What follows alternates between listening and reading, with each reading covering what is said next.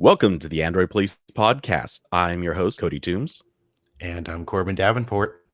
And that's going to be it for today. We're running a light cast. And for those who are joining us live, we're also running a bit early because it's Independence Day in the United States. And honestly, we don't think anyone's going to want to be around come nighttime. You're going to be out looking at fireworks or sleeping if you're in one of those time zones or whatever. Anyway, you're probably just not going to be here with us. We're all going to be outside taking terrible pictures of fireworks. That's what we're all going to be up to. Oh, well, okay, that's your plan. I intend to be outside taking excellent pictures of fireworks. Yeah, I'm sure.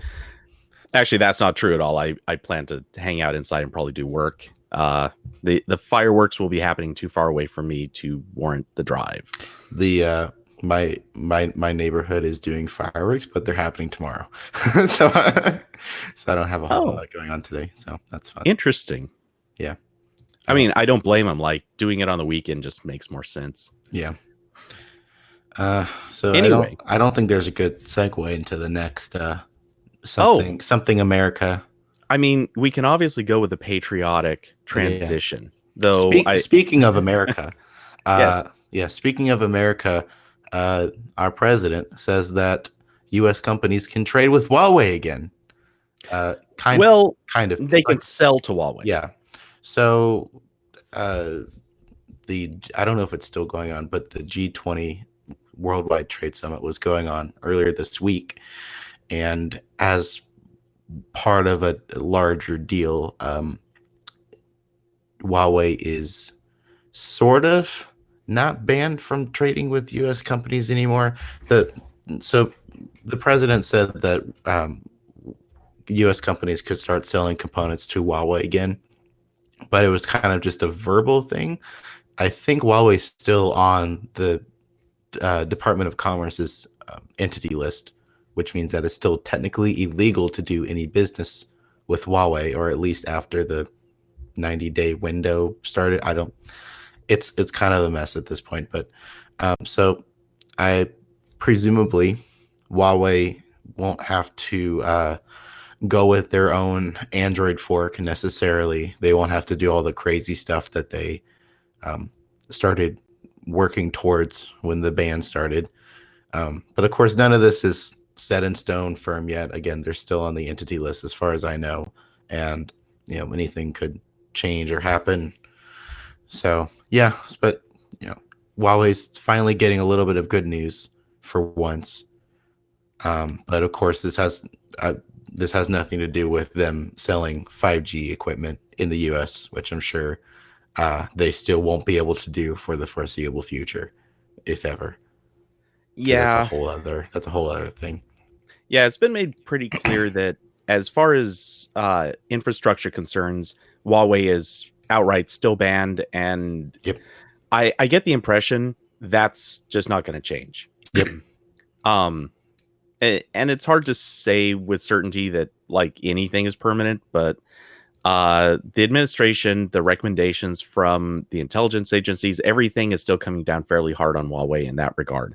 So their future in that level is shaky. But in all fairness, and I know that this isn't really something that was talked too heavily about, but if the U.S. will return to honoring Huawei's patents, which is something that Senator Marco Rubio and a few others were arguing that we shouldn't be, but that was during the full ban. But if we return to honoring their patents, Huawei still stands to make quite a bit of money on 5G, even if their own equipment is not part of the rollout. So they're not in the worst shape, but it's not great. We'll see where that goes. As far as purchasing it, at the very least, they can return to full operational status for basic products, at least. They can make phones again without worrying about not having Bluetooth, and they can make laptops again without worrying about their Intel chips being torn out from underneath them. So, yep. Again, could change, but for now, Huawei's not on death watch anymore. Not Yeah, so entirely. not entirely. And again, they're still not out of the dark, but fingers crossed, they might not be as screwed as they were going to be potentially. And Yes, I don't think there's a good segue for this either. But there it's isn't. Twitch shilling time, so I'm gonna read the speech. So if you enjoy this show, which we hope you do, and you want to support us, it would be super awesome if you could subscribe to us on twitch.tv/Android Police. If you're an Amazon Prime subscriber, you get one free subscription per month that you can use on us. And it's real money, but it's not coming out of your wallet. So both of us win in this situation.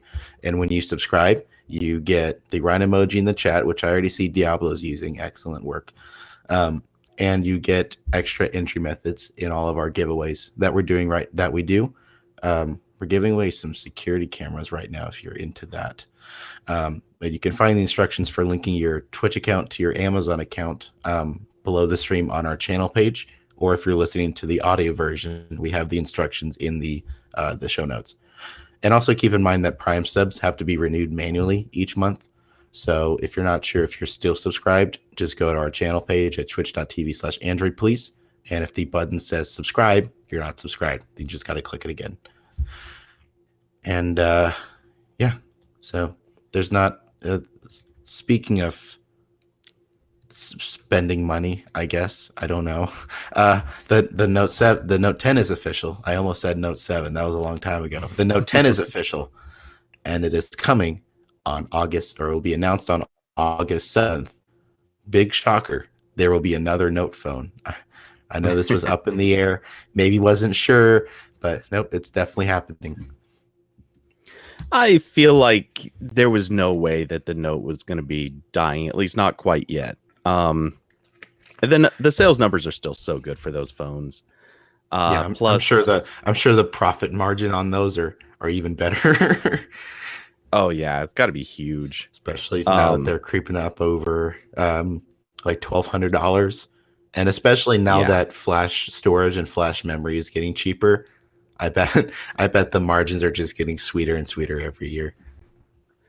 I think Samsung also I could see them dropping maybe the like quote unquote Note line, but I don't see them dropping the stylus just because at this point that's the one thing that they can really hold up over Apple is like, no, seriously, we saw this coming. We know people want styluses, and we beat you to it by what, half a decade. Mm-hmm. So they'll keep it going in the phone for sure. Just to be able to say they have their product that is smart stylus compatible.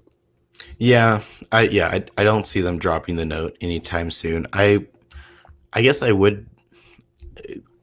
It has been interesting to see because LG had kind of a Note series for a while.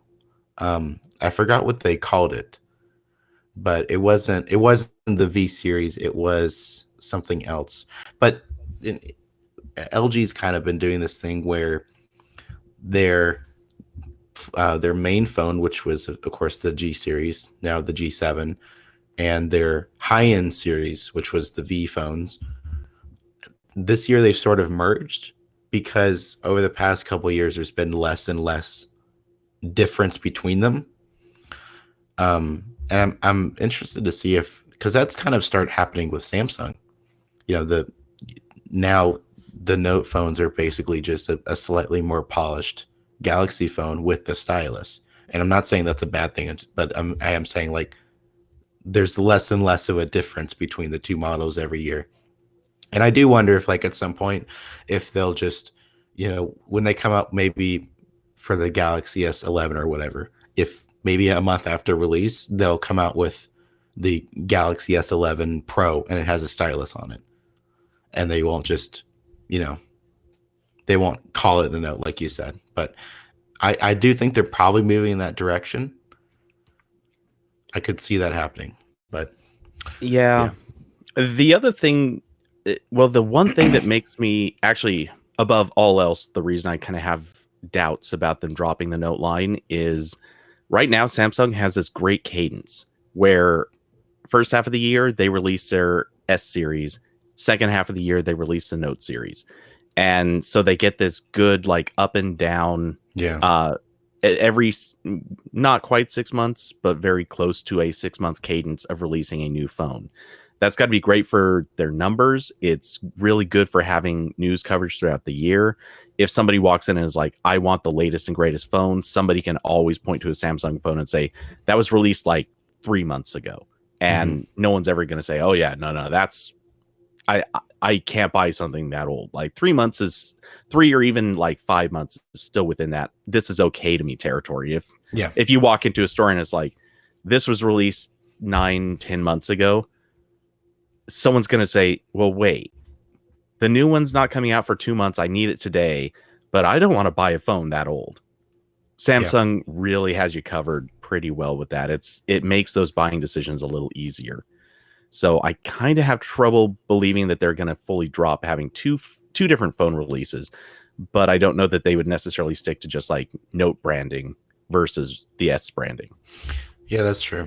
So as far as solid details about the Note 10, we don't have a lot to go on right now. There's been some renders.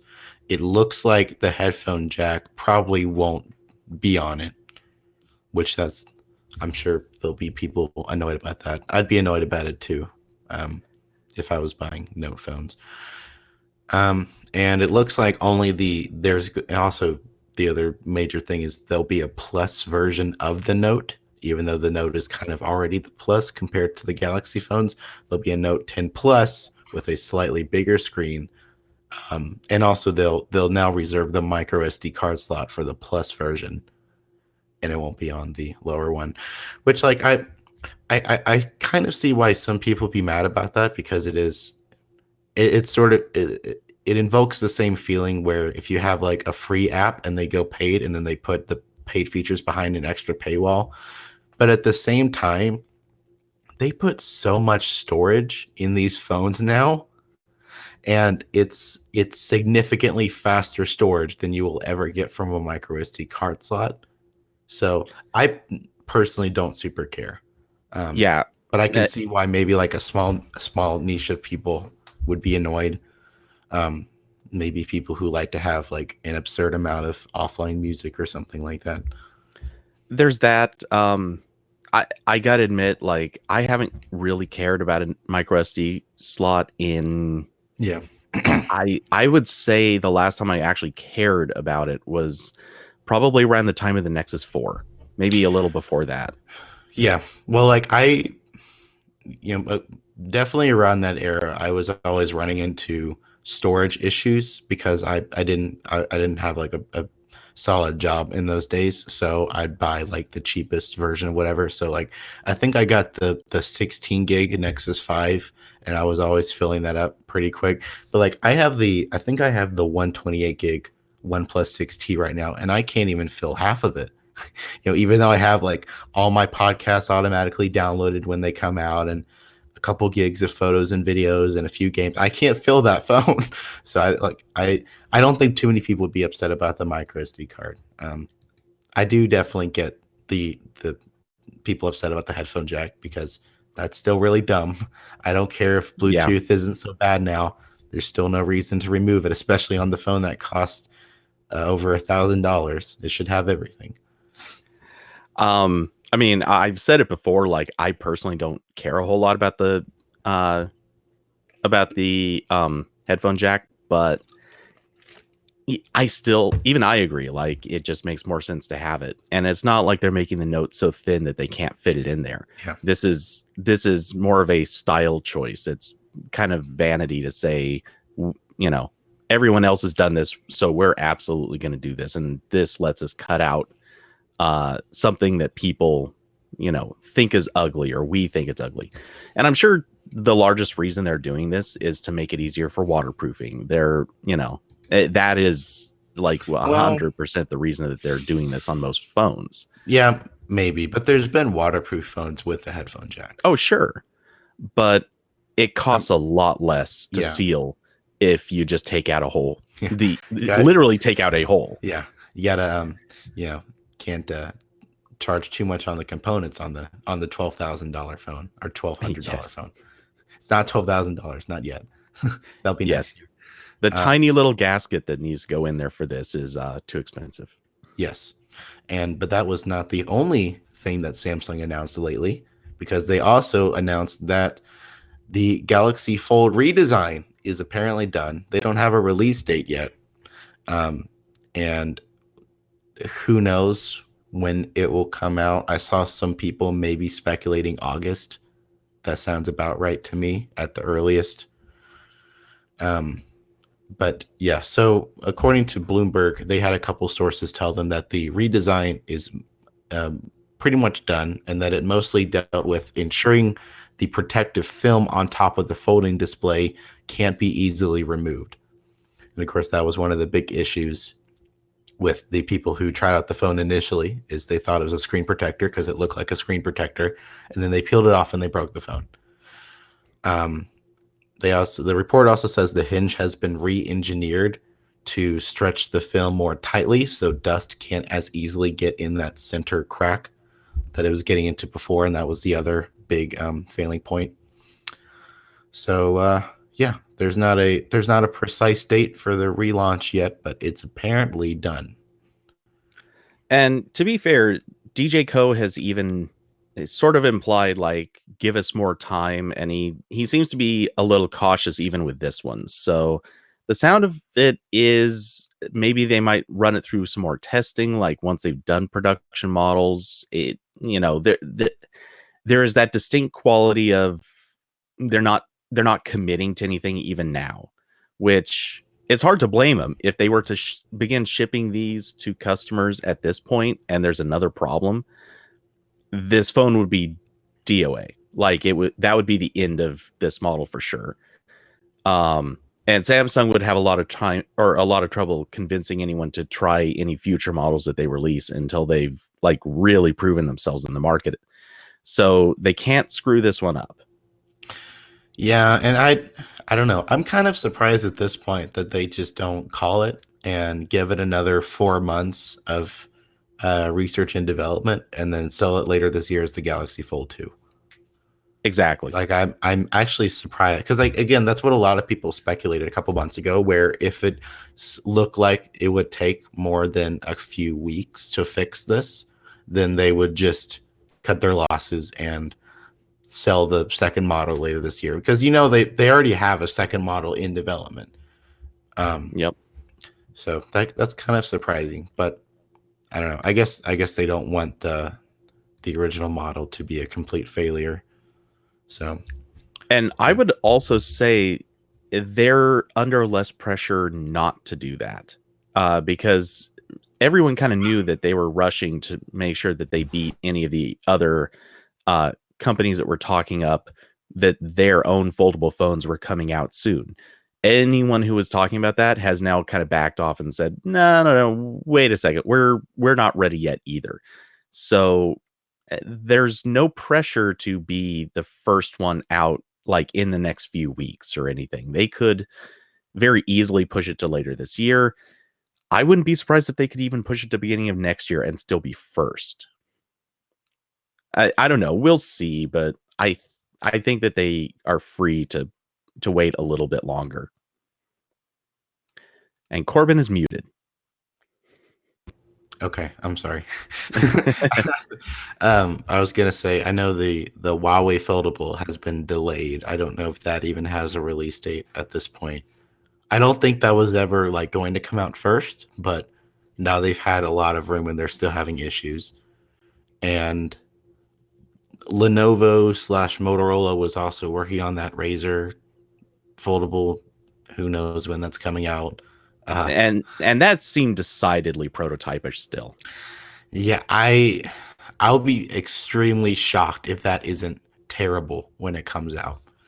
Yeah. Like it just it looks bad. We haven't seen anything about it. The only thing that they've done is I know a couple weeks ago they used some YouTube render in like a shareholders meeting or whatever that was, or I'm sorry, no, a press meeting about it. Yep. That was a good look. That was A excellent. fan-made render Yes. was their demonstration of their own product. Yeah, that's Good bleak. job. Good job, Lenovo. So Um, it, now my big question is who's going to buy the Galaxy Fold at this point? I'm sure there's some people like There's still, I think anyone who was gonna buy it originally is probably still gonna buy it because I think like most of the people I've seen excited for, they know it's a first gen product. They know there's going to be issues, but they just really want to try out something completely different. I don't know. Part of me thinks, I'm and sure. I'm don't sure. get me wrong, like there are obviously some people out there who have the money, they don't care, they just want to play with new toys. Cheers, like nothing against you on that. But I think that when like AT&T started canceling pre-orders and in general, like it was known that there was a small swarm of people that were like, oh, if this isn't coming out in the next like couple of weeks, yeah, we're just backing out too. So I think they lost almost all, not all, certainly not almost all, but quite a few of the pre-orders. And now I don't see them getting a lot of those back. Yeah, I definitely think they've lost a lot of. Which makes you wonder how many of these are actually going to end up being sold. I feel like the I numbers are going mean, to be like they 100. were always going to build them in really small numbers. So Yeah. I wouldn't. Oh Be, yeah, for sure. There was no way this was going to be a profitable yeah. line. But I'm wondering if this is now going to be like, hey guys, guess what? We shipped 430. Woohoo! Yeah, hopefully they don't have like a Galaxy Fold specific app that's preloaded that we can check the install numbers on the Play Store. And Oh my god, please Samsung do this. like a year after it comes out, it's still like the 1 to 500 installs. Oh my gosh. Don't no aren't the buckets like 1 to 50, 50 to 100, Yeah, and then 100 to 500, something like that? Yeah, Wouldn't it be great if it was down in like the 50 to 100s? Oh, and I say great like in the snarkiest way, but it would be hard not to question that. I do wonder if will Samsung make this in extremely low quantities so like it gets sold out a long time before the second model comes out, or will there be like fire sales for this like later in the year? Like, am I going to be able to go on eBay and get like the international Chinese version for like half the price? Okay, which raises a question: what would a fire sale price be on a Galaxy Fold? Well, it costs $2,000. So yeah, fire sale price. It costs as much as a Note 10. Yeah, exactly. Yeah, that's how it's gonna end up. Yeah. Oh geez, that's some harsh times. But hey, best of luck to them, I think. Yeah, we have to wish the multi-billion-dollar company good luck. Hey, there are engineers there that take their job seriously, so I'm wishing those guys luck. Samsung itself, whatever. Exactly. So there's not a good segue into this next one. Not even a little bit. I'm sorry. I'm really tripping on the segues here today, folks. But there supposedly there will be a kind of an ad blocker in Chrome. So there's been obviously Chrome is now pretty much the only web browser that doesn't have some kind of integrated ad blocking, because now that's like everyone's main differentiator from Chrome is we block ads. Good job, guys. Really inspiring feature development there. But obviously Chrome doesn't have an ad blocker. Like 2 years ago, Google said they would start blocking ads on sites that were breaking a set of standards. I never heard of a single site being where those rules were enforced on. I think Google said it was like an extremely small amount. I still think CNET should is probably breaking those rules. It's the exact example that I was thinking of. There are certain sites that specifically did break the rules. They had auto-playing videos that had sound, could not be prevented. And they even went out of their way to work around most other ad blockers. So 100%, some of those should have had blocking happening. But yeah, well, I think also Google ended up going a different route by blocking auto-playing videos with sound at the browser level, because now there's this mechanic in Chrome, and Firefox has something similar, where if you don't, like if you're on a site you haven't interacted with a lot, then it will block auto-playing content. Like, if you go to a random website from a Google search, it probably won't be able to blast you with audio ads immediately. But if you go to somewhere like YouTube where you've been on it a lot and you go there all the time, it'll play the video automatically. But anyway, so this new thing is an in development feature called heavy ad intervention. And currently the plan is to block ads that use more than 4 MB of bandwidth or take up CPU resources for more than 60 seconds. And that seems extremely lenient to me. No kidding. I think the only thing that would block is like crypto miners being served through Google ads. I think that's about all it would do. Yeah. I think they need now.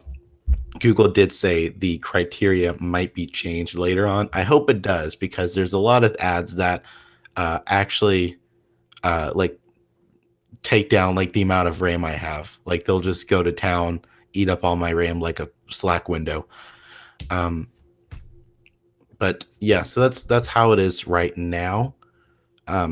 This also kind of goes back into a feature. I don't know if it was implemented or if they're still working on it. But they were also playing around with the idea of every page having like an X amount of resources it could load, and anything more than like I forget what the exact word for it was, but like you could only use this amount of JavaScript, you could only use this amount of images per page. I don't think that's been rolled out to everyone yet, but this sounds like part of that. Yeah, that's something that's been talked about for quite a while. Yeah. At least a few years now, and it was just a flat quota on every different type of thing, and it was cumulative across scripts, which, of course, a lot of people really freaked out because ad networks notoriously have scripts that are massive. And then it also capped obviously CSS and images. Images, again, is something that certain sites freaked out about because they're, by their nature, are very image heavy. Mm-hmm. So yeah, I like the idea, and I'd like it if it was maybe users could set it and maybe even include just meta tags or something that the browser could then look at and be like, do you give permission for this site to do more? Yeah. Pinterest, you want Pinterest to load more images? Cool, we'll let that happen. Yeah. But yeah. But yeah, so this in development feature is interesting. I'll be interested to see where it goes. And of course, this is all happening while everyone's freaking out about Chrome changing how ad blockers work. So I have seen a couple people who think like this is like a PR move from Google, because it's not. That has nothing to do with each other as far as I can tell. And yeah, and I I was going to say something I'm not going to go into because I think that's secret information, but but needless to say, I do think people are kind of overreacting about the ad stuff. Like given the specifics of this one, yeah, you can only call this overreacting. I mean, I can the 4 MB of bandwidth that part, like that's something I can see regular sites running up against, especially if they have just a few pictures. I mean, we've posted articles where the articles themselves have pictures with well over 4 MB. But the 60 seconds of CPU resources, you can't freak out about that. That's way too. That's way too. They need to make that like 5. That's what that should be. I'm also curious over what time period. Because 60 seconds of CPU resources would be obviously insane if you're just talking about loading a regular web page. Yeah. If you're talking about like loading up an online game, that's obviously going to burn more than 60 seconds of resources. This is specifically about ads. So I again, I haven't looked at the code. I would assume that this only applies to, like, maybe they have a whitelist of ad providers, or they have some machine learning stuff to detect what's an ad element. Like, they can look at frames that are shaped like a vertical ad or whatever. The other part of what I was going to say is I wonder, like, if this counts on a site that you have open for like 2 hours. If it takes 60 seconds of resources over the span of 2 hours, I'm not hating this. Yeah, So yeah, I'm sure they'll. they I'm have sure to have they'll. some heuristic that's more intelligent than just a basic counter. Yeah, and they've gotten better at that because I know a while ago they made a lot of changes to how background audio playback would work because again the whole auto playing videos with music in them, and it made a lot of people upset because it ended up breaking most online games because how they did it at the time was they wouldn't allow audio to play until there was some kind of interaction with the page, like you'd click on a link or you'd scroll something like that, and most games just start running when you go to them. Yep. So it broke a lot of I think so they partially rolled back on that, but also I think they're more understanding of not breaking the web now. So I imagine if they do end up rolling this out, it'll be tested and pretty solid. So Chrome's goal, not breaking the web again. yeah, that's a good goal. So it's time for another Twitch shilling, but I'll make this one quick. If you like this show, please subscribe. It would help us out. It's really easy to do so. If you have an Amazon Prime account, you can give us a free subscription just by linking your Prime account to your Twitch account. And we have the instructions for that below the stream on our channel page. Or if you're listening to the audio version, it's in the show notes at the very bottom. And if you have a Prime sub, it doesn't auto renew every month. So if you want to check if you're still subscribed, just go to our channel page and it'll say subscribe if you're not subscribed. It's not difficult. I'm sure all of you, if you're listening to this, you're very smart. You can figure it out. And how dare you? The one time we had a good transition from an ad blocking feature in Chrome to our own ad, you skipped it. Oh, you're right. You can't block these ads, folks. I'm sorry. Yeah, you could always just hit this like 30-second skip button, but if you do that, you're dead to me. We're gonna throw punch you. Yeah, definitely. Yeah. That escalated really quickly. Oh, come on, you know where that's from. Yeah. So there's not a good segue into this either. I guess I need dead in the water. I need to plan these segues a little bit better. But so the Google Pixel C, the tablet that Google forgot, or the tablet that Google wished everyone would forget, seems to be completely dead now. Because there are no more security updates. So last month, or I believe it was for the July security updates, the Pixel C was mysteriously missing. And there was always the possibility that it could just be late for the Pixel C. That happens occasionally where a couple phones or devices get the monthly updates a couple days later if there's a bug or something. But in the end of a Google support page, it says your Pixel C will get applicable security updates until June 2019. After that, we can't guarantee more updates. So sounds like it's dead. It's probably dead. Yeah. I honestly do wish that they would give like formal statements of just like, sorry guys, we're done unless there's something truly critical. You know, this is the end of the road for this thing. But yeah, they rather just let people kind of guess and find their way to their own answers and then surprise people 2-3 months later with something like, oh, hey, by the way, we have one last update just for giggles. They've done that, twice? Well, yeah, they've a couple times they've released more updates than they said they would. I think the Nexus 5X and 6P got like a couple more months than they were supposed to. But yeah, so. But all things considered, they stopped selling the Pixel C at the end of 2017. You know, at this point, it's been a year and a half. It was not exactly a highly purchased device. Kind of, you know, obviously any Pixel C owner probably wishes they'd keep going, but it really did not have much life left to it. Yeah, and did it get Pi? I'm not sure. I don't think so.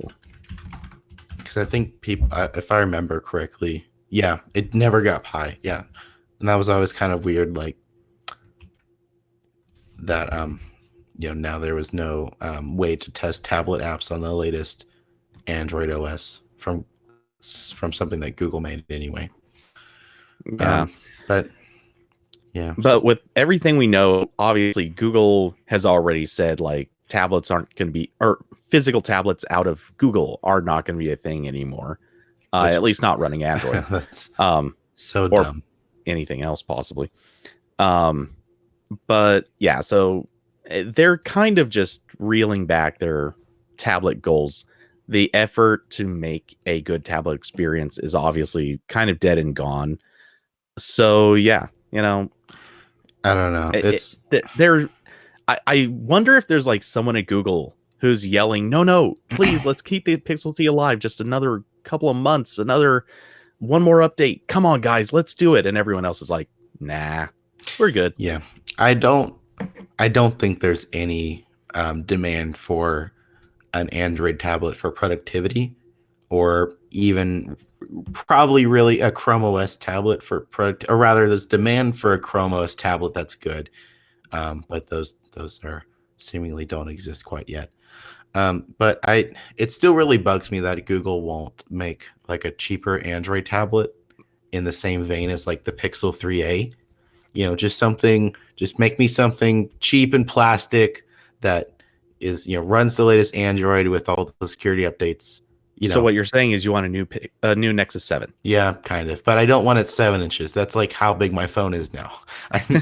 I need it to be like 8 or 8.5 inches to justify its existence. Okay. Yes, I would like a new Nexus 7 though, but preferably not something that starts to slow down after 12 months and then becomes unusable. Please. Well, how about something that's the physical size of the Nexus 7, but the bezels are not like 8 inches themselves? No. Well, okay. Now the bezels on the Nexus 7 were definitely dumb. Yeah, that was really bad. I'm kind of half kidding because Yeah. I still want real bezels on a tablet. Yeah, If I'm going to have a tablet, I want real bezels. But they didn't need to be Nexus 7 like larger than Andre the Giant's thumb bezels. Yeah, the old that was quite a that was some people complain about bezels on phones, but Nexus 7 was the gold standard. But no, like honestly, if they just duplicated like the Nexus 9, made it a little bit cheaper, put in a processor that wasn't hot garbage, I'd be down for that. And ideally weighs a little less. Yeah. And that always bugs me because like Google could so easily make like $100 Android tablet that wasn't complete garbage if they wanted to, but they don't.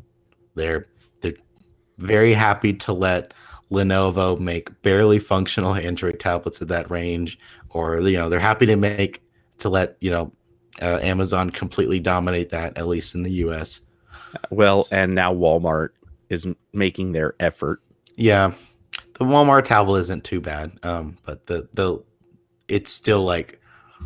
But that's what they also say about Fire tablets at this stage. They're not too bad. I know. I'd like something like an in between that and like a Galaxy Tab S4. Like give me something like Lenovo's Tab 4. I think that's what they call it. They're kind of what I would like. It has like a Snapdragon 600 processor in it with enough RAM. Like just give me something with like a really nice screen that I can watch Netflix on. That's all I want. I'm not looking to get work done on a tablet. Someone asked in the chat, did you guys ever get to use or review the Xperia XC3 tablet? I don't think so. When did that was a long time ago, wasn't it? Or did that just couldn't tell you.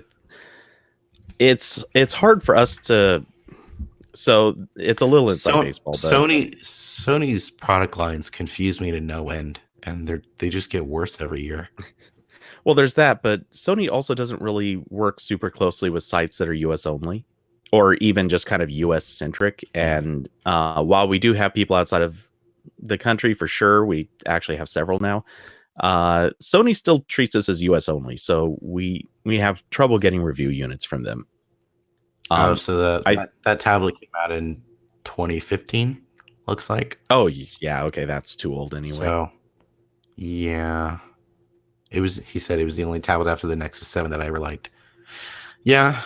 So Sony, I don't know. I used to like Sony's hardware, but now they just make these giant heavy blocks that are kind of overpriced in the US. But yeah. So rest in peace, Pixel C. I wish there'd be a new Nexus 7, but yeah. So anyway, um, Moving speaking of on. speaking of things getting replaced, I guess I don't know.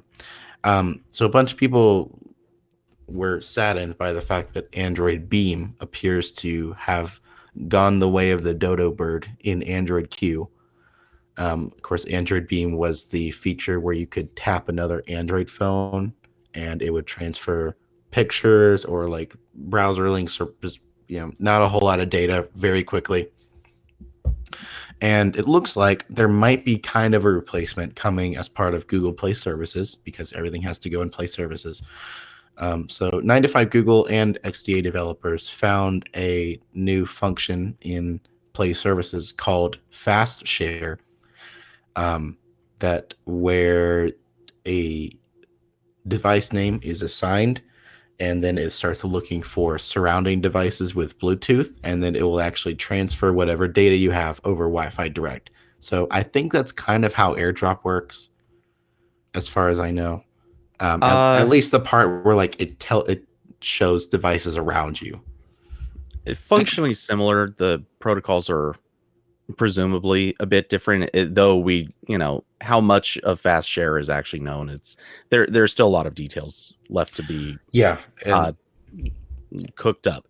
But yeah, for the most part, AirDrop is the same concept, just slightly different implementation. yeah, and this is obviously still very early. This was um, activated through a lot of work. It's not meant to be functional yet, so it could look completely different by the time Google's done with it, or Google could drop it. But it's interesting. I never really understood why they removed Android Beam. I guess like I think that was one of those things in Android where it just has no visibility whatsoever, or like a realistic explanation anywhere. So I imagine probably just no one used it. I know I haven't used it in forever, but that's also because there's not a whole lot of instances where like I need to quickly send over something and I don't have them on text or Hangouts or whatever. So I've tried using Android Beam several times over the last however many years, and there's been a number of problems that keep getting in the way of it. But the biggest problem consistently is people have NFC turned off. And in a lot of cases, it's not that they even turned it off intentionally. The phone just shipped with NFC disabled, and you had to go in and turn it on purpose. Oh, Um, yeah. or a fair number of people just they get their phone, they start setting it up, and they're like, yeah, I don't need this. I'll just turn it off. And so a whole bunch of tons and tons of people I would try to send it to, well, maybe not tons, but a few people I would try to send something to, and that would just be disabled. Another problem, of course, is at least for many, many years, almost every phone put their NFC transmitter in a different place. Yeah, that is true. I can't count how many times you just do like the hunt. Yeah, you keep tapping like higher and higher up on the phone until you get the magic spot. Yeah, it's like playing Minesweeper in real life, yeah. except instead of trying to hit the mine, now you're trying to hit the mine instead of avoiding it. But yeah, it's not a good system, or wasn't a good system. Of course, more and more phones have now just like pushed it to right next to the camera, somewhere on the top of the phone, and that makes it easy. But it's not it wasn't the easiest thing to get used to using. Yeah, but I would like to see Google do this fairly well, because AirDrop is still one of like the iOS features that's never really been pulled off very well on Android, or at least in a first party sort of fashion. So here's hoping Google actually does it well and doesn't just have like a half baked implementation that is removed 12 months down the line. I'm a little curious how much of an announcement this is going to get. I don't think this will get any announcement, probably. I I think it'll just show up at some point in Play Services, and there'll be like 12 people that notice it. That's certainly possible, but some part of me feels like they're going to want to highlight this. Like I don't know if it'll be a Google I/O on Yeah. stage kind of thing. I see it as more, if they do announce this, it might like during the presentation for the Pixel 4. I could see them doing just like, hey, here's 2 minutes on, by the way, we're now introducing this new sharing thing. Everyone's going to get it, blah blah blah. Like I Yeah, could see them doing that. maybe. They've really don't do any software talk at those events though. Like I think last year they Well, no software for everybody. They love talking about software, especially like their camera, but yeah, I they don't guess. they don't typically do stuff for everybody except for Google Assistant stuff. Yeah. Google Well, Assistant, they'll always do that, but well, you know, if they wanted to let people know, they could even do like I know people hate this, but they could just do like a notification through Play Services and just be like, "Hey, this thing's here now if you want to use it." And that's it. yeah, that's true. I That wouldn't. or like during the phone setup process. Yeah, yeah, they could do that. And they could even like wrap this into that somehow where you could like fast share like contacts from your old phone or whatever. Oh yeah. Yeah, I could see that. I also I'm there is a lot of potential for this to also work with non-Android devices. I wonder if Google would be at all interested in that. Like, are they going to make a fast share app for iOS or maybe some kind of desktop app Yeah. for the receiving end? That could be interesting. Yeah, that would be cool. And one thing that was kind of interesting is in one of the screenshots they do show, and these are like pre-filled examples, so they're not like necessarily implemented in any way, shape, or form yet. But they do show that you'd be able to send to iPhones, Chromebooks, other phones, but more specifically smartwatches, which makes me wonder so much if they might be like why would you be sending to smartwatches most of the time, at least one that's not paired to your phone? Not to say that this isn't something you might want to do, but I'm just curious what the use cases for something like that are. Um, well, I know on my Galaxy Watch, it lets you transfer files for like offline music, like if you want to put music files on your watch, and also for the watch faces that lets you have custom backgrounds. You can transfer pictures from your phone to the watch. Um, but beyond that, like I Yeah, but again, this is all stuff that your like companion app would probably do for you too. So, I mean, I'm not yeah, saying that those aren't possibly better and hopefully faster ways of doing it, but yeah, I don't know. It's an interesting thing, or maybe it's just kind of they're doing it now, so it's there in case app developers can find a use for it. And yeah, that's the other thing. We also don't know if app developers might be able to hook into this because there's a ton of potential for how you might be able to get more value if app developers can set up like two-way communications or anything like that. And yeah. Because I know wasn't there had to be some level of customizability with Android Beam because I remember like if you beamed and you had like a Play Store page open, it would send that Play Store page to the other device. So I wonder if there'll be that same kind of hook in with this, I would imagine so. or if Um, it might have just been sharing like the pre-filled URL or whatever when you did well, that. I don't know if well, that was yeah. something the Play Store specifically had to do. So it basically worked on a share intent system. Okay. Yeah. Which I remember reading about it ages ago. I don't remember the details now. It's been way too long. But there was a way for apps basically to provide a URL to something if you held up or if Beam was initiated while you were on a certain screen, that screen could basically say, "Hey, this is what you should share if you're going to share something from my screen." Yeah. But That's what I assumed it would be. Yeah. But that was sort of more like a pre-filled thing, if I remember correctly. I don't think you were even asked like in that moment what it was. You had to make the decision before Beam could even come up, I think. Yeah. So, and I hope this is one of those things that eventually web apps can use. That would be pretty sweet. Like, I can imagine a lot of cool uses for sharing files over peer-to-peer, especially with now web apps. A lot of them work offline. That'd be pretty cool. Yeah, and going on, not directly connected to that, but kind of also on a related tangent. Hopefully, the security for this is a little bit better than Airdrop, which, as Jules, who wrote the post on our site, pointed out, there have been a lot of high profile issues with Airdrop security. Basically, people sending adult photos to people nearby without them being aware of it. There have been issues with some security things kind of popping up and so on and so forth. Like, Airdrop has had a couple of high profile mistakes, and it's all because they basically had no real security in place to stop this. Well, it's always on.